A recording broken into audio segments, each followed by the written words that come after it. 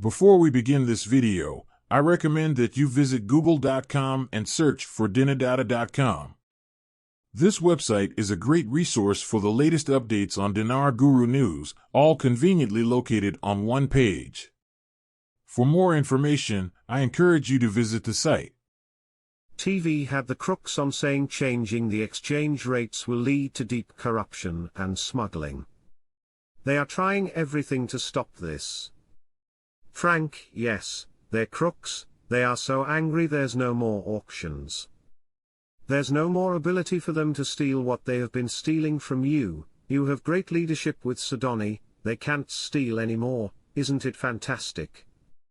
There is no quantum financial system, QFS, there is no NESARA, initially standing for National Economic Security and Recovery Act, was a proposed economic reform plan created by Harvey Francis Barnard, an engineering consultant and teacher, during the late 1980s and early 1990s.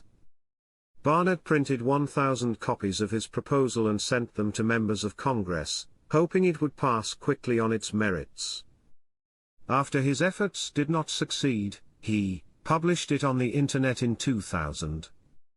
There is no JASARA. The proposal gained popularity through online forums and websites. Its adherents began using the term JASARA, Global Economic Security and Recovery Act or Global Economic Security and Reformation Act, to extend the proposed reforms globally.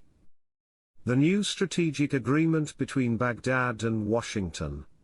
Results and repercussions. Quote, the government of Prime Minister Mohammed Shia al-Sudani faces a complex and difficult task. The key piece of news this morning is I finally found a bond person not under an NDA. A really big bond deal. I did a little poking and was informed there is a final bond contract getting paid on the 18th. It appears that starting on the 18th they are not making them sign an NDA on bond deals. What could this possibly mean? To me this is huge good news. To me this means they plan on having most bonds done by the 18th. Because then it won't matter about the secrecy, bonds and currencies are connected. The plan was to do historic bonds, then a revalue, RV, then a reset, so I am closely watching the next 4 days. Remember though, no one knows the exact timing, think about it. Today is the 14th. If suddenly they don't need NDAs in 4 days, then to me we should go before that. I think this is huge. I am very excited with this news. Iraq buys nearly 52 tons of gold in 3 years. Quote, according to the latest schedule published in September by the Council, Iraq bought 51.9 tons of gold during the previous years. From 2022 until September 2024, Iraq bought 33.9 tons of gold in 2022, 12.3 tons in 2023, and 5.7 tons in 2024, including 3.1 tons in February and 2.6 tons in May. The news out of late is completely off the charts and it points to, I believe, international. Internationalism is where Iraq is headed. I don't believe for a minute they're going to stop until they complete it.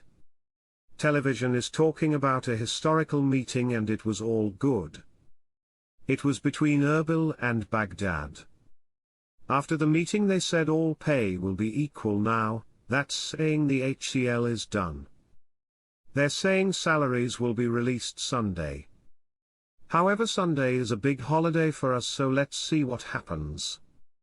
Contract rate for the Iraqi dinar, I've told you, is extremely high and is tied to and is the same as the rate that Iraq is selling a barrel of oil for to other countries like Egypt, like Turkey, etc. wherever else they're selling it. So it's a very good rate. Of course, it's always subject to change, and their selling price of a barrel of oil might vary.